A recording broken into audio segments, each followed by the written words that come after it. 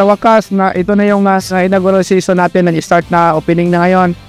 At salamat sa lahat ng nagtiwala at sumuporta. Yung mga teams sa sumali, maraming salamat po sa inyo lahat. At sa lahat ng mga sumuporta sa ABB, sa volleyball, thank you so much. Malayo pa pagkahakin natin, malayo pang mararating natin. So ngayon mention nga na today ang start natin, October 22 ng MPBA. Ano pa ba ang mga dapat abangan ng ating mga manonood o mga volleyball fans na tumututo? Abangan pa nila dahil itong MPBA magbibigay ng chance, opportunity sa lahat ng mga manlalaro sa buong Pilipinas. Abangan nyo po at ang kaganapan dito at yung mga aksyon na magaganap dito sa ACBA.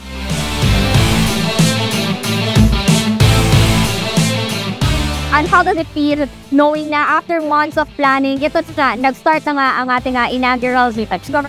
First and foremost, nagpapasalamat tayo kay Lord. Yun naman ang bilin sa atin lagi ni Senator. Lahat ng ito, plano niya. And ganoon naman lagi si Senator Manny Pacquiao. Willing siya lagi tumulong, lalo na sa Philippine sports. And nagpapasalamat tayo sa lahat ng tumulong para masimulan natin ang ating inaugural season.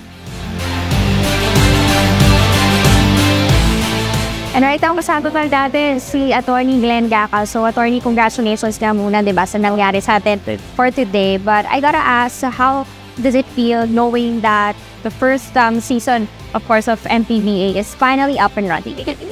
Well, I feel really happy and of course excited sa mga teams, no? And really thankful sa 8 na inaugural teams, lalo na sa mga pioneering teams. Especially sa team owners and team coaches na sumuporta sa program ni Senator Manny.